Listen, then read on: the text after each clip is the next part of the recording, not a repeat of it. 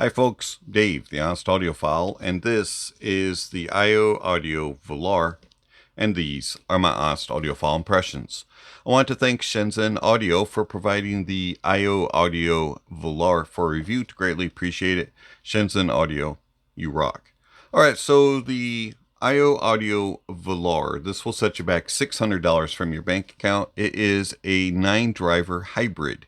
It has 8mm dynamic driver for the bass, 4 balanced armatures for the mids, and 4 ESTs for the highs.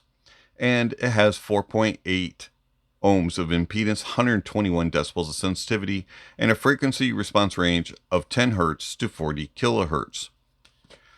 The I O Audio Volare, it comes in this huge box. On the back side here, you have some specs. And then on the sides and front, it has a bunch of branding. Taking off the sleeve, and you're greeted by this black box with some more branding on it. It has magnetic flaps that just open up, and you have this very nice unboxing experience. You do get this nice big carrying case here that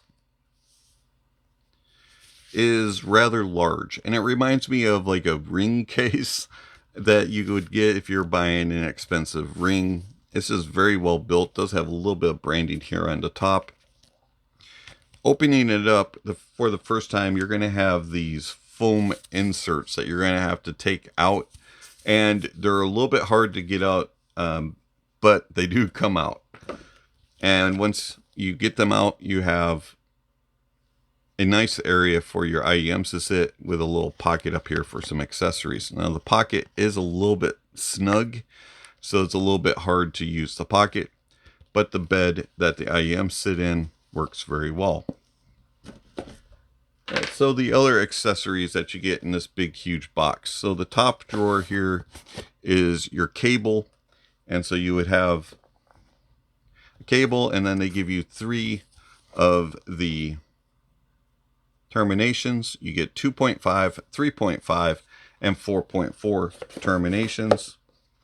The cable is a 8-strand cable with oxygen-free silver plated copper. The next drawer is all of your tips. Now you get small, medium, and large of foam tips, and then you get 4 different types of silicone tips.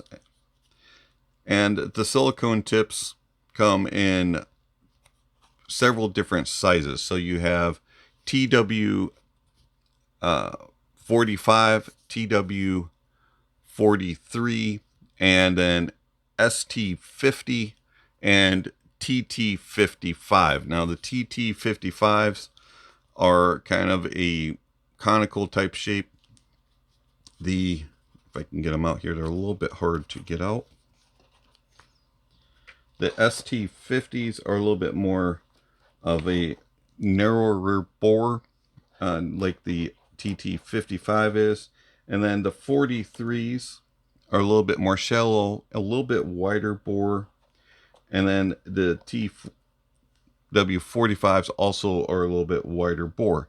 The T45s, or TW45, excuse me, are the ones that I preferred and used. And I found that the differences were subtle, but did change sound slightly. The little bit more narrow bore tips made the Volare sound a little bit more V-shaped, gave it more bass presence, but also brought the upper mids a little bit too forward, and they became somewhat shouty. Whereas the wider bore tip lessened the bass impact and did add in just a little bit more body in the mids, and lessened that upper mids shout. And then the lowest drawer, you get a 1/4-inch adapter and then a bunch of paperwork inside the box. So overall, it's a nice unboxing experience from the Volare, and you get all sorts of accessories, which is a nice touch. All right, so the Volare, it looks like this. You get a gray and black kind of speckled, marbled look. They are a little bit on the fat side. They're rather large. On the back side of each shell, it says Volare.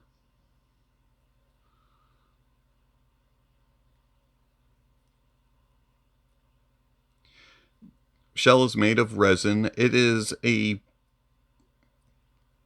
decently weighted IEM. They're not super heavy, but they're not super light. They are a little bit on the chunky side, so this could cause some issues of fit. And speaking of that, they did bother me a little bit as well. Very curvy shell design. Slight wing and all sorts of angles on it. Fairly long nozzle. As you can see, the nozzle is all one piece built in with the resin shell. There's a little bit of a lip to hold your tips on. Overall, they're a very pretty looking IEM. I think that they're really cool, even if they are just gray-black. I just think it's a really cool design. Comfort and fit. I find that these are on the cusp of being too big for my ears. Now, thankfully, they're angled very well and curved, and so they actually do slide into my ears nicely. The only problem is the thickness of them and the height of them becomes a little bit bothersome after about an hour's worth of wearing. I can tolerate them for a little bit, but then I have to take a slight break and put them back in and resume. So about an hour is about how long I can tolerate the Volare. Isolation of outside noises is pretty good. Somewhere about 60% of outside noises being blocked. Around the house, about the only things that I was able to hear were coffee grinders and vacuum cleaners. And then carrying on a conversation with somebody, I really had to take them out to be able to understand what they were saying. Going around the neighborhood, the only things that really bothered were louder vehicles passing by. Everything else put you in kind of your own little zone. The isolation of outside noises was affected in a positive way by using the foam tips. I found that foam tips did a really good job of adding in more isolation. Problem for me was the foam tips just weren't comfortable, and they expanded too much in the ear, and they just became rather hard to wear for me. The cable has nice ear hooks, nice tension, very well controlled, and connect with 2-pin. You do have a red marking for the right, and then you have a nice metal split with a cinch that works. Now the cabling going to the split is a little bit thicker than most IEM cables, and I find that it's borderline too much. It works and it's very comfortable, but I do wish that it was slightly thinner. And then you have this nice braid going into your terminations, and of course this is a modular design, and it's really cool looking. To change out your adapter, you just unscrew and pull it off, and then there's a little groove that you line it up with, put your new adapter on, and whoop, there you go. Comes with 4.4, 3.5, and 2.5 adapters. So overall, the build and design of the Volare is very nice looking. It's a little bit on the big side, but you are cramming 9 drivers in each side, and fairly comfortable. It's not super uncomfortable, but it's not super comfortable either. I find that the I O Audio Volare is pretty easy to drive. It's fairly happy on most dongles. I had no issues getting it to volume on anything that I used it with. 4.8 ohms of impedance and 121 decibels of sensitivity. The Volare isn't really that picky. Even on DAPs, I had no issues using it with the Hibi R5 Gen 2 or the Sony NWA105.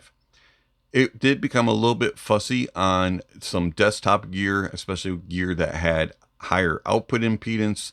The Volare tended to have a little bit of a hissy fit, and so I was rather surprised by that. But for the most part, the Volare is rather easy to drive on most dongles and DAPs. How does the I O Audio Volare sound? So the Volare has a bass that is engaging. It extends nicely into the sub bass. You're going to get some rumble and grumble and a little bit of there. And there's just nice texture and a good amount of sub bass that is very engaging and just adds to the moment while you're listening. Mid bass of the Volare has nice punch and slam and kick, and overall it's a very engaging type of bass with good texture.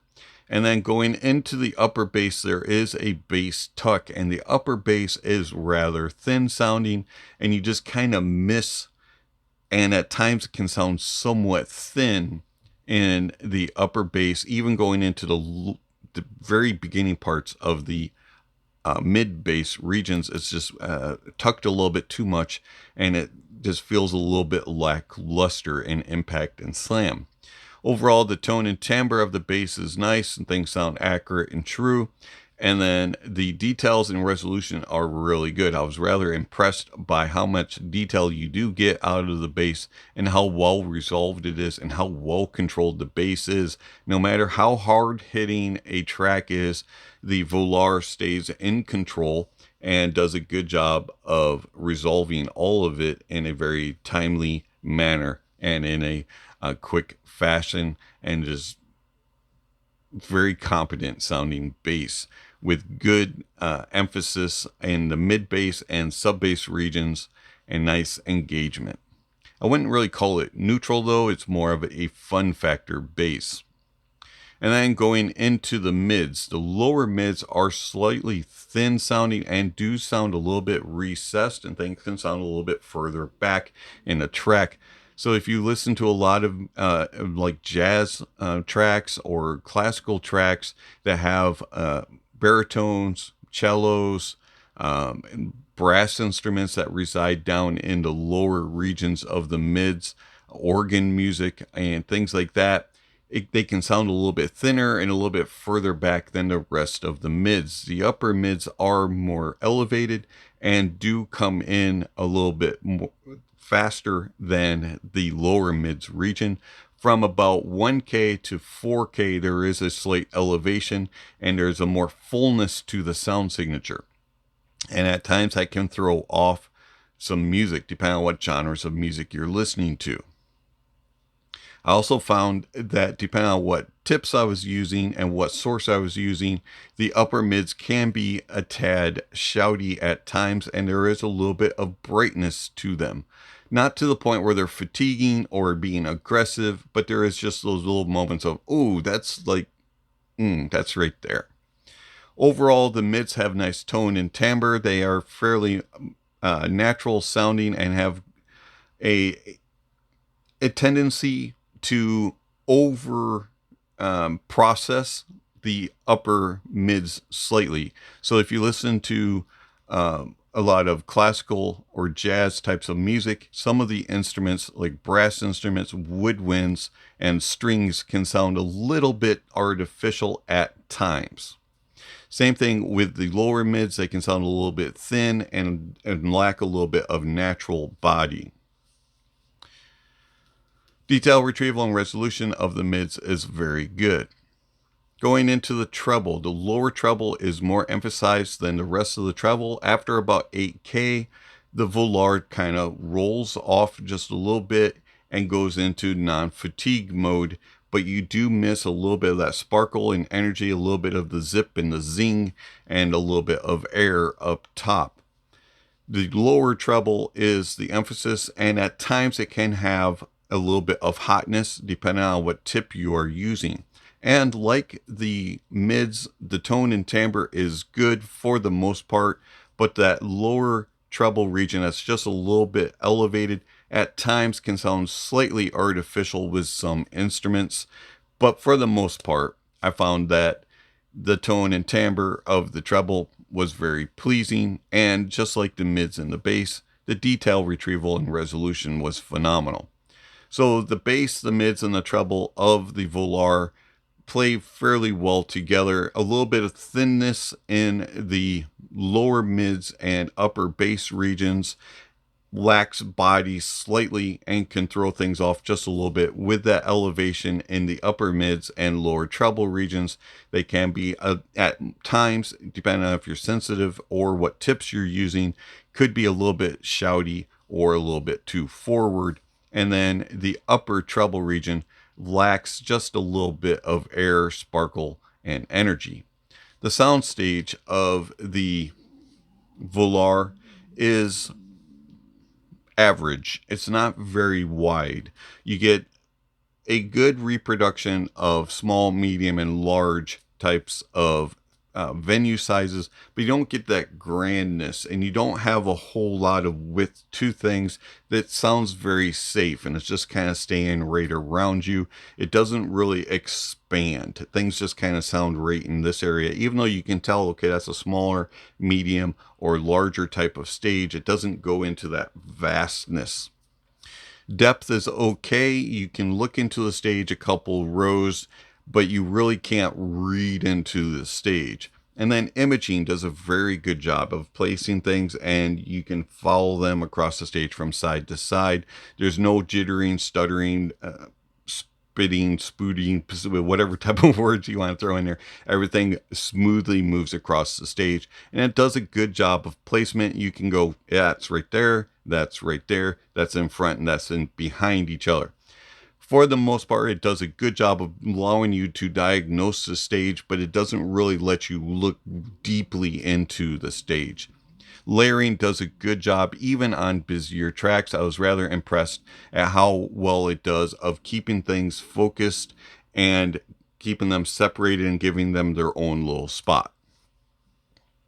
Tone and timbre of the Volare is for the most part natural. As mentioned earlier, a few instruments can sound a little off at times with its timbre, especially in the upper mids and lower mids regions. But for the most part, the tone and timbre does a good job of staying natural. Detail retrieval is phenomenal. I was rather impressed at how much details you get from the Volare in the bass, the mids, and the treble. Everything's there, and you're not going to miss anything. And at times you might have moments of, oh, don't normally hear that, or wow, I've never heard that before. And then the resolution of the tracks, details, does a good job as well. The Volare keeps everything defined and focused, and is very distinct in its placement of them. And you can really, go, that's a detail coming from here and going there, and it refines and defines and focuses all the details of the notes and instruments and vocalists. So the Volare, yeah, I like this, and I'm rather impressed at what it provides in a fun type of listen. I wouldn't really consider it neutral. If you're looking for a neutral IEM in a similar price point with similar driver configuration, I would look at the ThieAudio Oracle Mark II. Now, the ThieAudio Oracle Mark II is going to be more neutral leaning. It's going to be a little bit more analytical. It is not quite as smooth and musical sounding as the Volare. It is going to be a little bit more revealing of your tracks and their flaws. The Oracle does have a little bit more fullness in the upper bass and lower mids region, and there's a little bit more body, and so it doesn't sound quite as uneven as the Volare can on some genres of music. And then the upper treble region is more extended. You get more air, more space, a little bit more of that zing and zip and sparkle and energy. So if you're a little bit sensitive to treble, the Oracle Mark II may not be for you. The Volare is more reserved and a safer sound in the uppers in that regard. Also, the Oracle is not as forward sounding from about 1 to 4K. It's not as elevated there, and so it has a little bit more balance between the mids region, and it's a little bit more cohesive sounding. Soundstage wise of the Mark II Oracle is a little bit wider. You do get a little bit more of that grandness, and you have a little bit better depth, and imaging is very similar. Detail retrieval and resolution of the Oracle Mark II versus the Volare are similar, but I do think that the Volare is slightly better resolving. The I O Audio Volare. Yeah, I like this. I like this for a fun leaning type of sound signature with good tone and timbre and nice details and resolution and good sound staging. It is a little bit funky and picky with certain genres of music, depending on your preference. If you like that little bit thinner bass tucked, lower mids tucked type of sound signature with other genres of music, you might like the Volare for that. Also, if you want a more safe sound up top with not quite as extended treble and airy, zippy, zingy type of treble, the Volare also has that. So depending on your music preference and if you want a more fun listen versus a neutral listen, check out the I O Audio Volare. It's been Dave, the Honest Audiophile. Thank you for listening, and thank you for watching. And I'll catch you on the next video. Speaking of next video, somewhere on screen, subscription links and notification bells. If you haven't already, please check those off. Don't forget to give a thumbs up or a thumbs down to the video, and check out all the links down below. There's all kinds of information down there regarding how you can contact channel, follow channel, support channel, all that kind of stuff is listed down below. Speaking of supporting the channel, I want to thank my supporters through Patreon and YouTube memberships. Thank you very much for all that you provide to the channel. It is much appreciated. If you're interested in supporting the channel, there's various ways that you can do that through one-time gifts with PayPal, Venmo, or YouTube. And then if you want to do monthly subscriptions, you can do that through Patreon and YouTube memberships. With monthly subscriptions, you can get access to videos early, like this video, the I O Audio Volare, and others. And you can also get access to my private Discord server. All you have to do is ask. So if you're interested in supporting the channel, I'd greatly appreciate it. Also, check out all the other links. There's all kinds of information like gear recommendations and gear rankings and music recommendations and all kinds of other things are listed down below. So check out those links. And then lastly, don't forget to enjoy the music, and that honesty is the best policy.